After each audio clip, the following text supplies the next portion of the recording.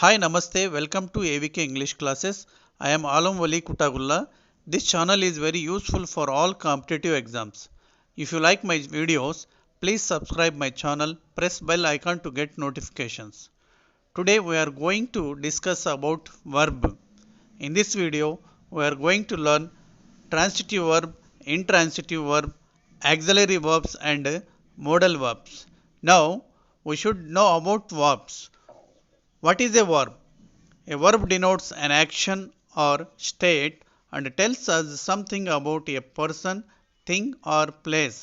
Verb అనున్నది క్రియను సూచిస్తుంది. వర్బ్ ఒక వ్యక్తి చేసే పనిని మరియు ఆ వ్యక్తి యొక్క స్థితిని తెలియజేస్తుంది. No sentence is considered to be complete without a verb. ఏ వాక్యమైనా వర్బ్ లేకుండా పూర్తి కాబడవు. For example, he played football, he is a doctor.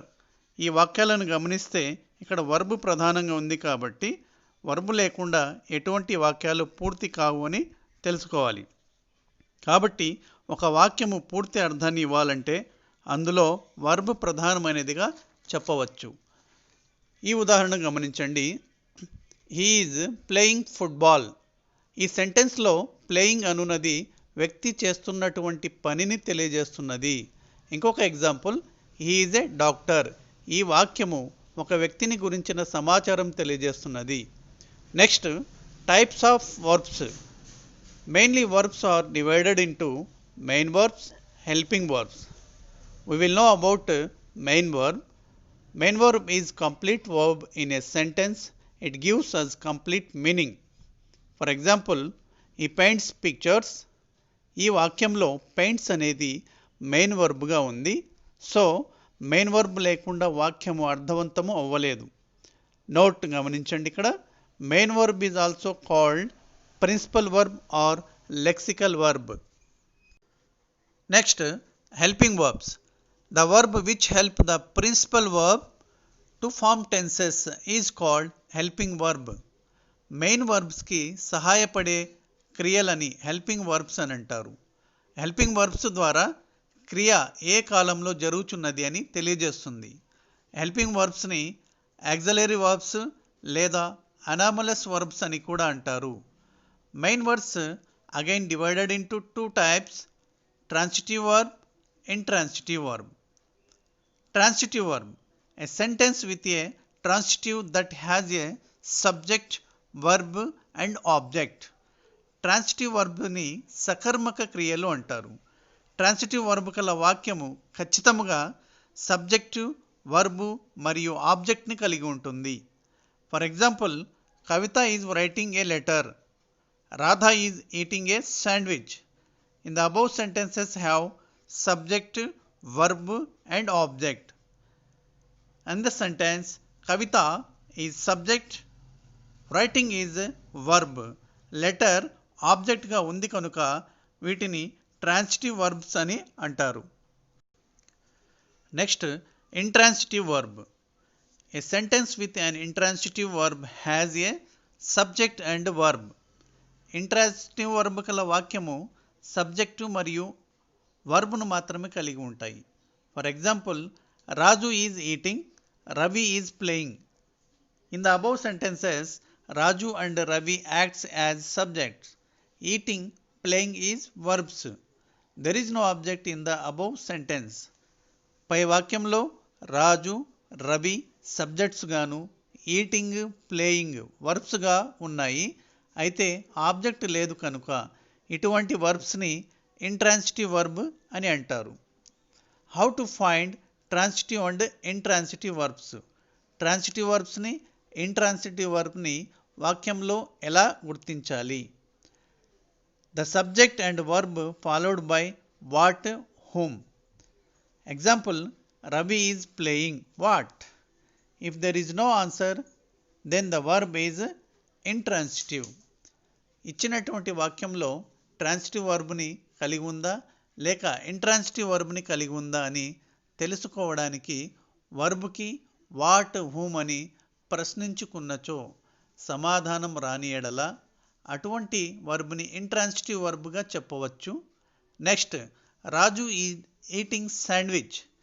Eating what అని ప్రశ్నించుకుంటే if you get answer then the verb is transitive.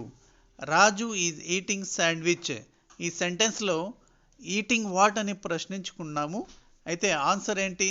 Sandwich అని వచ్చినది. కనుక ఇటువంటి వర్బ్స్కి మనము ట్రాన్సిటివ్ వర్బ్స్గా గుర్తించవచ్చు.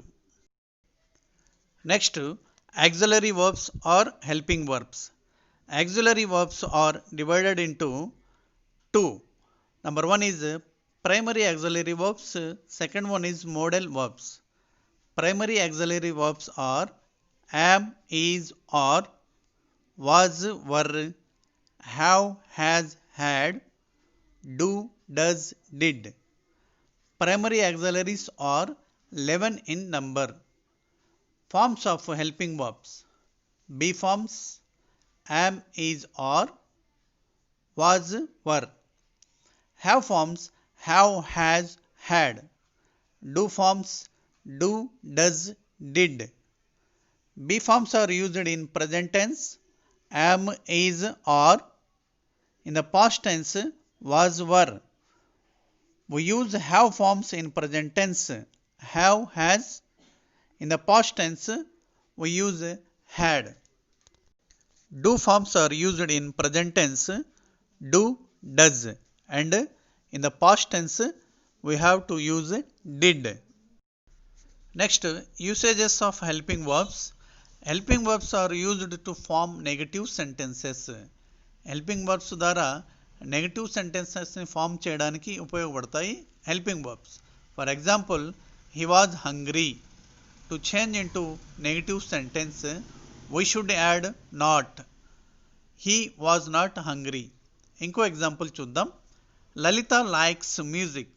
ఈ వాక్యము సింపుల్ ప్రజెంట్ టెన్స్లో ఉన్నది. వర్బ్కి ఎస్ కానీ ఈఎస్ కానీ లేదా ఐఈఎస్ కానీ యాడ్ అయితే ఆ వాక్యము సింపుల్ ప్రజెంట్ టెన్స్లో ఉందని గమనించాలి. ఈ వాక్యాన్ని మనము నెగటివ్ సెంటెన్స్గా మార్చాలంటే Lalitha does not like music అని రాయవలెను. సెంటెన్స్లో సబ్జెక్ట్ ప్లేస్లో సింగులర్ నౌన్ ఉండి వర్బ్కి ఎస్, ఈఎస్ లేదా ఐఈఎస్ యాడ్ అయి ఉన్నట్లయితే నెగటివ్ సెంటెన్స్గా మార్చేటప్పుడు సబ్జెక్ట్ తర్వాత డస్ నాట్ రాసి వర్బ్కి యాడ్ అయినటువంటి ఎస్ని తొలగించి ఓన్లీ V1 ఫామ్ రాయవలెను. Next, formation of interrogatives. The interrogatives is inverting the subject and verb. For example, they are ready. Are they ready? ఈ వాక్యాన్ని ఇంట్రాగేటివ్గా మార్చాలంటే సబ్జెక్ట్ ప్లేస్లో హెల్పింగ్ వర్బ్ ప్లేస్లో సబ్జెక్ట్ను ఉంచి రాయవలసి ఉంటుంది. ఓకే, నెక్స్ట్ వీడియోలో మోడల్ వర్బ్స్ గురించి తెలుసుకుందాం.